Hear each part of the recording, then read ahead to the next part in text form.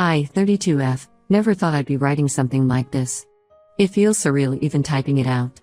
My situation involves my husband Xavier, 35M, and his incredibly spoiled sister Sarah, 27F.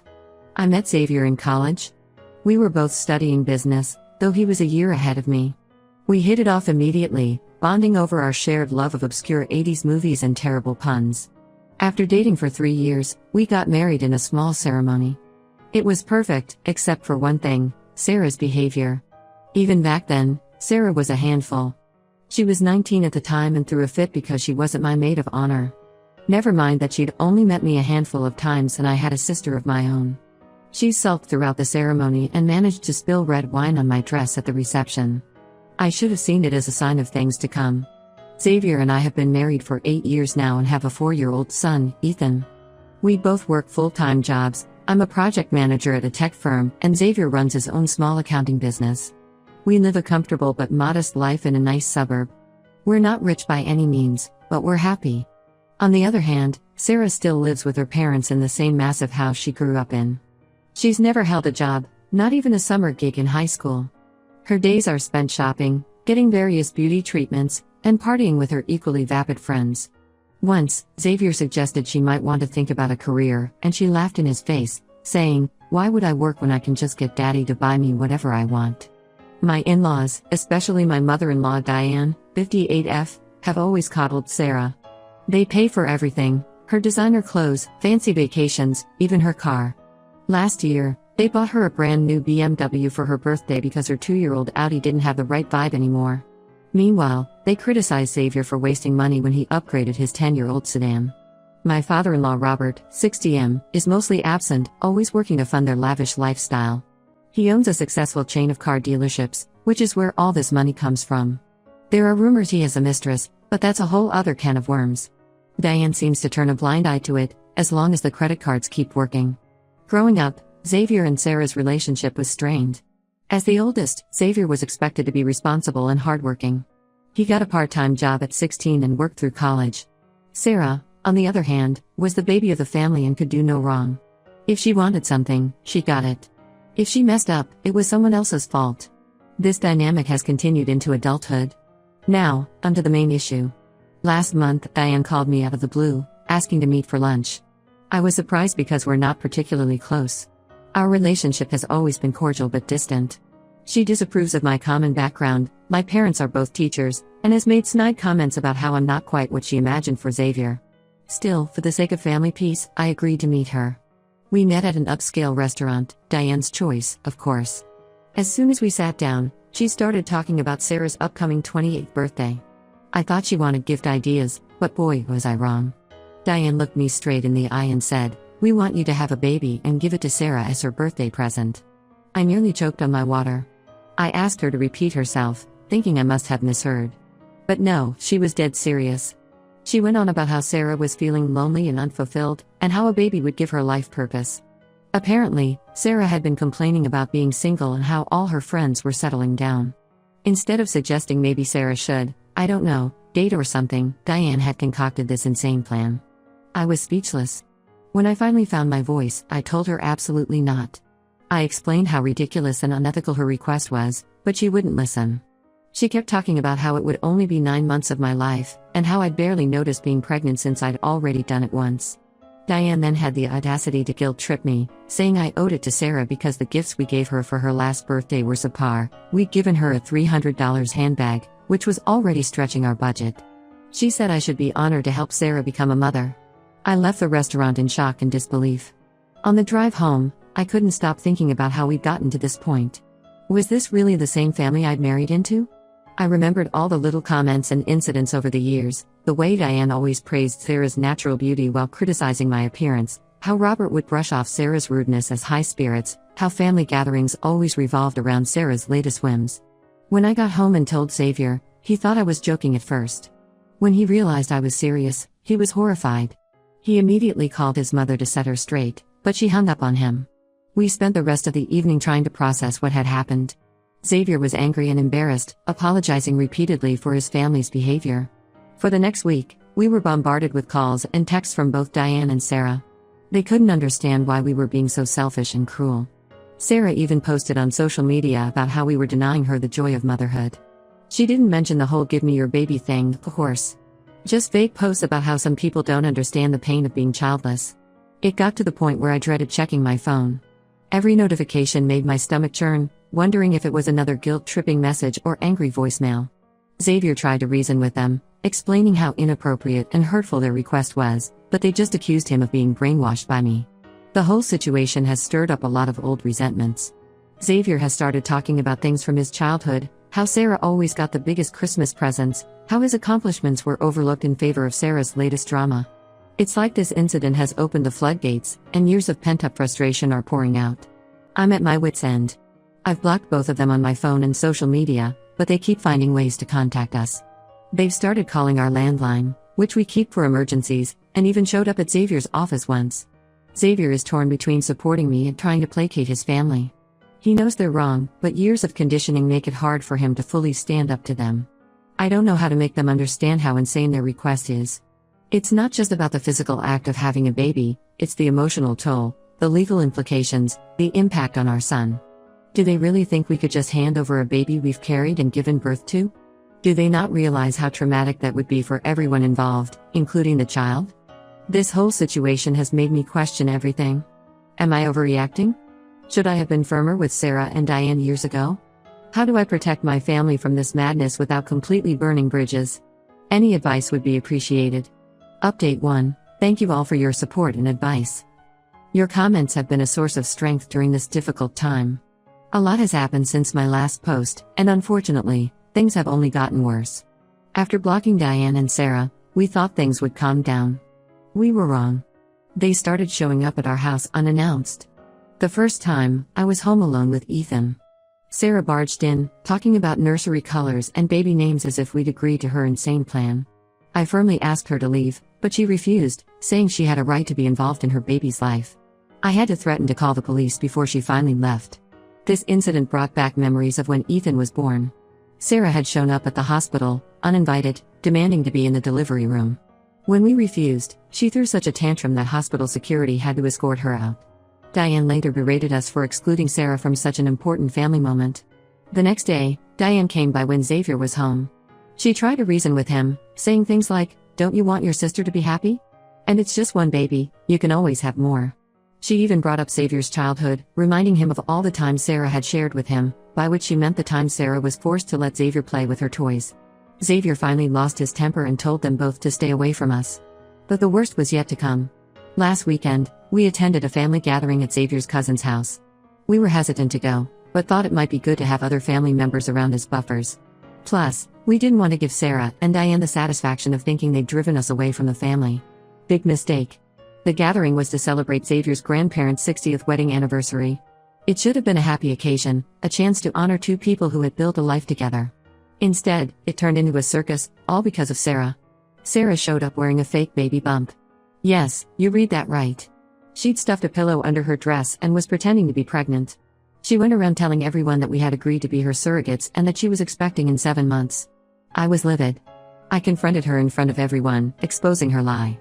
She burst into tears, claiming I was trying to ruin her happiness. Diane jumped to her defense, calling me a selfish witch for not wanting to share my fertility. The family was divided. Some were shocked by Sarah and Diane's behavior, while others thought we were being too harsh. Xavier's aunt even suggested we should at least consider it because family helps family. It was like we'd stepped into some bizarre alternate reality where their request was even remotely reasonable. Throughout all this, I couldn't help but think about Ethan. He was playing with his cousins, blissfully unaware of the drama unfolding around him. How would all this affect him? What if Sarah's delusions escalated to the point where she tried to take him, thinking he was her baby? We left the gathering early, both of us shaken by the experience. On the drive home, Xavier finally agreed that we needed to take more drastic measures. We've decided to consult a lawyer about a potential restraining order. This whole situation has brought up a lot of issues in our marriage. Xavier feels guilty, like he should have seen this coming or done more to stand up to his family over the years. I'm trying not to blame him, but part of me is angry that his sister's entitlement has been allowed to reach this point. I'm exhausted and stressed. This whole situation is affecting my work. I've been distracted and irritable, missing deadlines and snapping at colleagues. My relationship with Xavier is strained. We're both on edge, jumping at every phone call or knock at the door. Ethan has started asking questions about why Grandma and Aunt Sarah don't visit anymore. I don't know how to explain this madness to a 4-year-old. How do you tell a child that his aunt wants us to give her a baby? That his grandmother thinks that's a reasonable request? We're considering moving to a different city to get away from all this drama. Xavier has clients in several states, so his business could relocate relatively easily. I could probably transfer within my company. But it feels wrong that we should have to uproot our lives because of Sarah's delusions. I keep replaying that lunch with Diane in my head, wondering if there was something I could have said or done differently. Should I have shut it down more firmly? Should I have reached out to Robert immediately? It's easy to second-guess everything in hindsight. Has anyone had experience with family stalking? How do we protect ourselves legally? Any advice would be greatly appreciated. I feel like I'm drowning in a sea of crazy, and I don't know how to find my way back to shore. Update 2. I want to thank everyone for their continued support and advice. Your comments have been a source of strength during this difficult time. Unfortunately, I have more unsettling news to share. After the disastrous family gathering, Xavier and I decided to lay low for a while. We changed our routines, stopped posting on social media, and asked our close friends not to share any information about us with Xavier's family. We hope that by depriving Sarah and Diane of information, they might lose interest or at least have less ammunition. For a while, it seemed to be working. We had a blissful week of silence. No calls, no unexpected visits, no social media drama. We started to relax a little, thinking maybe they'd finally gotten the message. But Sarah found a way to escalate the situation even further. She created a GoFundMe page titled "Help Sarah Become a Mom." In the description, she spun a sob story about how she was struggling with infertility, a complete lie, and how her selfish sister-in-law, me, had promised to be her surrogate but then cruelly backed out. She even included photos of herself wearing the fake baby bump, and old photos of Xavier and me with Ethan, implying that we were denying her the same happiness we had. The story quickly spread in our small town, and soon we were getting dirty looks and nasty comments from strangers on the street. It was surreal. People I'd known for years, who'd seen me pregnant with Ethan, were now looking at me like I was some kind of monster. I overheard whispers at the grocery store about how I was denying a woman her right to be a mother. The mom group I'd been part of since Ethan was born suddenly stopped inviting me to playdates. Things came to a head when my boss called me into her office. Someone, I suspect Sarah or Diane, had been calling my workplace repeatedly, telling them I was planning to leave my job to be a surrogate. They were trying to get me fired, I think, or at least cause enough trouble that I'd give in to their demands. My boss was understanding once I explained the situation, but it was humiliating and stressful. I've worked hard to build my career, and the thought of losing it over this insanity was terrifying. Plus, now I had to worry about my professional reputation on top of everything else.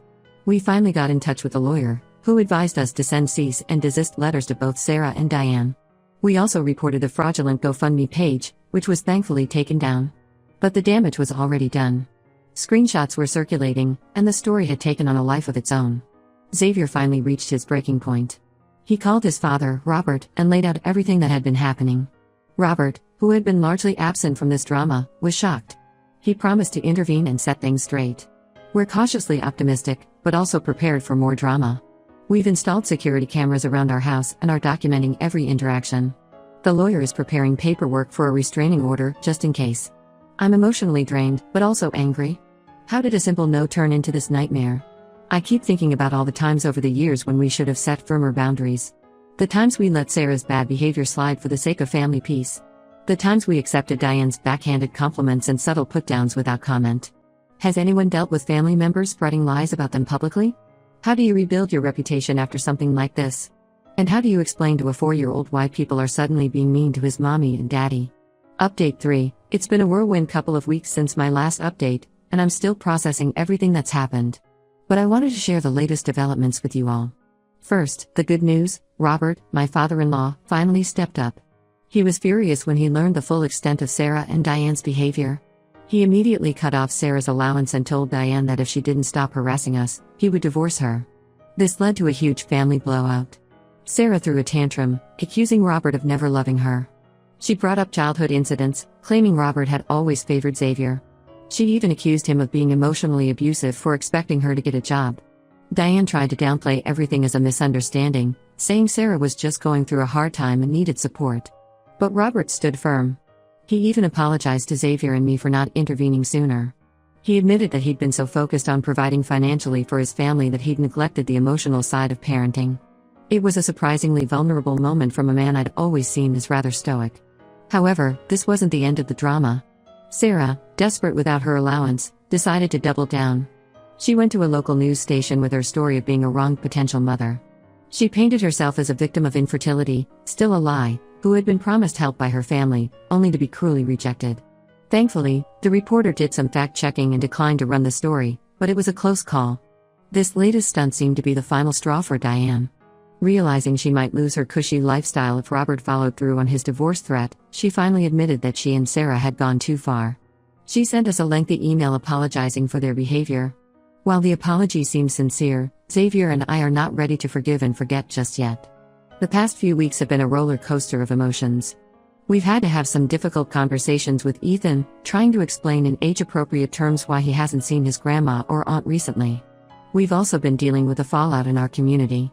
While some people have apologized after learning the truth, others are still wary of us. We've decided to take a break from Xavier's family for a while. We're going on a month-long vacation to a place we've always wanted to visit. It'll be good for us to get away from all this stress and focus on our own little family. We're looking forward to making new memories with Ethan, untainted by all this drama. When we return, we plan to start family therapy, not with Sarah and Diane, but just for us. This ordeal has put a strain on our relationship, and we want to make sure we're on the same page moving forward. We also want to make sure we're handling things in the best way possible for Ethan's sake. As for Sarah, last we heard, she's grudgingly started looking for a job. Without her allowance, she's had to face reality for perhaps the first time in her life. Diane is trying to mend fences with Robert. The rest of the family has been supportive of us, with many apologizing for not standing up for us sooner. I'm cautiously optimistic about the future, but also wary.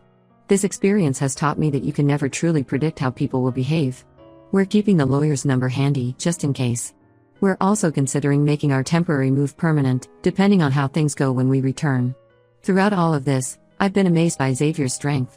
He's had to confront some hard truths about his family and his upbringing, but he's never wavered in his support for me and Ethan. If anything, this ordeal has brought us closer together as a couple and as parents.